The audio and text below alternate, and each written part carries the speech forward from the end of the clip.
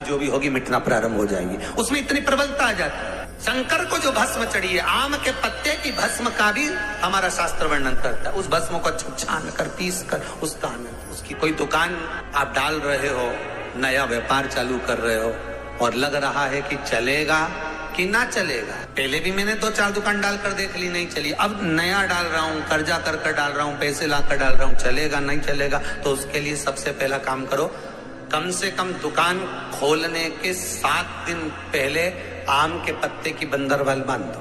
दुकान का मुहूर्त होने के 7 दिन पहले आम के पत्ते की बंदरवाल बांधो और कहीं आम के पत्ते की भस्म मिल जाए, वही भस्म जो आम के पत्ते 21 उठाए सूखे वाले, अलग से तोड़ के मत सुखाना, जो पत्ते नीचे गिरे हों उसको उठाकर सुखाकर, सूखा हुआ जो पत्ता हो उसको जलाकर उसकी भस्म बनाकर उसमें थोड़ा सा चंदन मिलाकर और उसी से सम्मुख में जहां 7 दिन पहले तुमने बंदरवाल बांधी है, दुकान खोलने वाले दिन उसी आम के पल्लव की भस्म जो शिव पर चढ़ी थी उसी में चंदन मिला हुआ वो एक स्वस्तिक का निर्माण कर दो। फिर आप अंदर कोई पूजन करो ना करो, आपने कोई अनुष्ठान करा ना करा, यज्ञ पूजन करी ना करी, अगर आप प्रवेश भी कर गए, इतना आपके पास धन नहीं था और आप प्रवेश भी कर गए तो भी घाटे में नहीं जाओगे, व्यापार उन्नति की ओर ही बढ़ेगा, व्यापार बढ़ेगा। उसमें आम के पल्लव में अगर कामदेव छुप कर भस्म होते हैं तो शंकर मेरे आम के पल्लव को भी वर प्रदान कर देते, आम के पल्लव को भी शिव वर देते। शनिवार के दिन जो पीपल के वृक्ष में सरसों के तेल का दीप लगाता है उसको शनि कभी परेशान नहीं करता। एक बात हमेशा ध्यान रखिएगा, मान लो अगर कोई भारी रोग ऐसा शनि महाराज के कारण हो गया हो, अच्छे काम करते करते उल्टे हो रहे हैं, होते हैं किसी किसी के साथ में, विपरीत परिस्थितियां आ जाती है, अच्छा करने जाओ बुरा हो जाता है, अच्छा कर्म करने जाओ बुरा हो जाता है। तो पीपल के वृक्ष की जो छाल होती है, छाल देखिए, पीपल के वृक्ष में जो छाल लगी होती है, उस छाल को घिसकर चंदन बनाकर भगवान शंकर का स्नान कराकर, अभिषेक कराकर, पूजन कराने के बाद में पिपलेश्वर महादेव का नाम लेकर, कौन से महादेव? पिपलेश्वर महादेव का नाम लेकर वो जो घिसी हुई छाल होती है उस छाल का तिलक भगवान शंकर को लगा लो और उसी का थोड़ा सा भाग अपने कंठ पर, मस्तक पर लगाना प्रारंभ कर दो। धीरे धीरे जो विपरीत दशा है वो सुधरना प्रारंभ हो जाती है। पर नाम याद रखना, पिपलेश्वर महादेव। बेलपत्री के वृक्ष के नीचे जौ के आटे का चौमुखी दिया, सरसों का तेल डालकर, उसमें काली तिल डालकर, उसमें एक सफेद फूल डालकर, बेलपत्री के वृक्ष के नीचे जैसे एक चौमुखी दिए को जौ के आटे के दिए को लगा दिया जाता है। जो व्यक्ति चिड़चिड़ करता है, जो व्यक्ति क्रोध करता है, जो व्यक्ति अपशब्द बोलता है, आड़ा टेढ़ा बोलता है, ताने देता है, ईर्ष्या रखता है, घर में चिड़चिड़ करे, पूरे घर को अस्त व्यस्त कर रखा है, उस व्यक्ति का नाम और गोत्र बोलकर मात्र एक दिया लगा दिया जाए, व्यक्ति अपशब्द कहना बंद कर देता है, उसका प्रेम प्रबल हो जाता है, उसकी ईर्ष्या समाप्त हो जाती है, उसकी नफरत समाप्त हो जाती है। हम आपसे बार बार कहते हैं ना, कई बार आपको कहा कि आपके यहाँ अगर धन की कमी पड़ रही है, पैसा नहीं आ रहा, व्यापार नहीं चल रहा, दुकान नहीं चल रही, धंधा नहीं चल रहा, नौकरी नहीं लग रही, सर्विस नहीं लग रही, तो हमने बार बार आपको कहा है,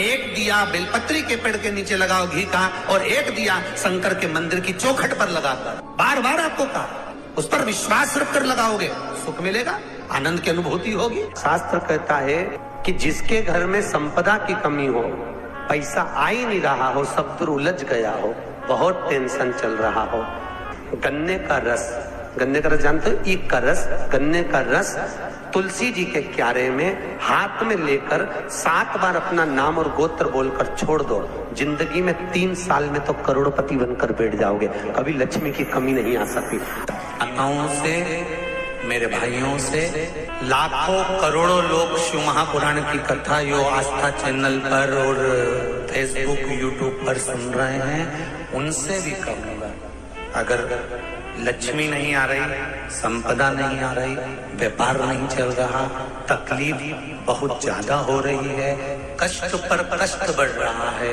कोई अच्छा कर्म हो ही नहीं रहा, बीते से नाप कर छोटा सा सफेद वस्त्र ले लो, उस वस्त्र में 108 चावल के दाने रख लीजिए, एक सफेद पुष्प की पत्ती या पुष्प जो मिल जाए वो रख लो, फूल भी ना मिले तो एक चावल का दाना अलग से रख लीजिए, उसको अपने घर के जहाँ परिंदा होता है, मटका होता है, पानी भरने का स्थान होता है, जहाँ पर हम पानी पीने का भरते हैं, वहां उसको एक कटोरी में रख लीजिए। 3 दिन पे कोई सी भी तिथि, चाहे आप दूज, तीज, चतुर्थी ले लो, चाहे पंचमी, छठ, सप्तमी ले लो, चाहे अष्टमी, नवमी, दशमी ले लो, उसको रख दीजिए 3 दिन। चौथे दिन घी का दिया लेकर, वो पोटली लेकर, कुछ भेंट लेकर, जो आपकी मर्जी पड़े दान के भाव से, घी का दिया शिव जी के मंदिर में लगा दीजिए, और जो पोटली और जो भेंट है वो किसी भी ब्राह्मण जन को, गुरुजन को, किसी को भी प्रदान कर दीजिए। अगर ब्राह्मण जन, गुरुजन नहीं ले तो कोई इसका मोल तत्व समझता हो, कोई सौभाग्यवती माताएं हो, कोई बहन बेटियां हो, उनको भी आप दे सकते। ये लक्ष्मी की वृद्धि करने का, संपदा, रोग, आनंद, सुख प्रदान, रोग के लिए तो नहीं कर सकते पर संपदा के लिए सबसे प्रबल। कोई अगर आपका धन खाकर चले गया है, पैसा नहीं दे रहा, बस आप शिव मंदिर में जब दिया लगाएंगे और इसको वापस शिव मंदिर से पोटली को लेकर आएंगे, चाहे तो मंदिर में कोई ब्राह्मण देवता हो, पंडित जी हो, उनको भी दे सकते हैं, या किसी को भी दें।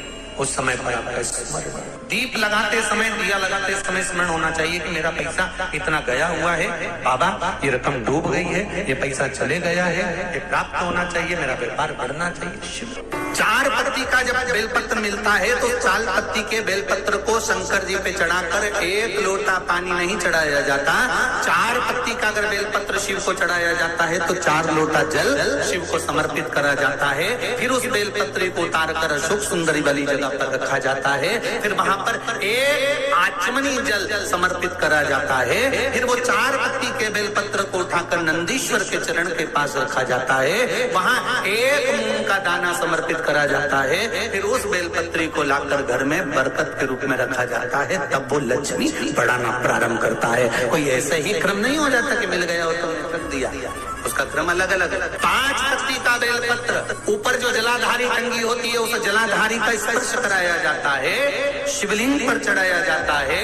मात्र 1 लोटा जल 5 पत्ती के बेलपत्र पर चढ़ता है और 5 पत्ती का बेलपत्र दरवाजे पर खड़े होकर भगवान शंकर के गण भृंगी का स्मरण कर श्रृंगी का स्मरण कर उसको लाकर बरकत में रखा जाता है। 5 पत्ती। 6 पत्ती का बेलपत्र मिलता है तो उसको नंदी पर पहले समर्पित कर फिर शिव के द्वार पर शंकर भगवान पर समर्पित किया जाता है। फिर 1 लोटा जल समर्पित कर 1 चावल का दाना चढ़ाकर उस बेलपत्री को लाया जाता है, बरकत स्थान पर रखा जाता है। 7 पत्ती का बेलपत्र मिलता है, उसका नियम अलग। 7 पत्ती के बेलपत्र को बेलपत्र के वृक्ष के नीचे ही शिवलिंग का निर्माण कर पूजन किया जाता है और वहां पूजन कर 7 पत्ती के बेलपत्र को शिव को चढ़ाकर फिर अपने घर में रखा जाता है। 8 पत्ती का बेलपत्र यदि प्राप्त होता है तो उसको पहले जो जलाधारी का भाग है, नीचे तटी भाग है जहाँ शिवलिंग रखा हुआ है, माता जी के उस भाग पर रखा जाता है। उसके बाद में शिव को चढ़ाया जाता है। 1 लोटा जल चढ़ाकर मात्र चंदन लगाकर उसको लाया जाता है। 9 पत्ती का बेलपत्र यदि किसी को प्राप्त होता है, कभी मौका मिले ना तो देखो, अब सीहोर में कभी कथा हुई तो आपको 1 पत्ती से लेकर 21 पत्ती तक के बेलपत्र का दर्शन, 3 पत्ती वाले वृक्ष से ही जो पत्तियां प्रकट हुई हैं, 1 से लेकर 21 तक के पत्ती के दर्शन आपको सीहोर जब कथा रहेगी कभी तो ऑनलाइन कथा में हम खुद व्यासपीठ से दर्शन कराएंगे कि इतने पत्ती तक के भी बेलपत्र का दर्शन होगा। श्री शिवाय नमस्तुभ्यम, सब बोलिए एक बार जमकर, श्री शिवाय नमस्तुभ्यम। प्रैक्टिकल जरूर करना, कहीं सीहोर वाला महाराज झूठ तो नहीं बोल रहा। शास्त्रों की बातें हमारे जीवन में हमें सुख प्रदान करे, इसलिए इस भाव का आनंद करते हुए आज की कथा को विराम देते हैं।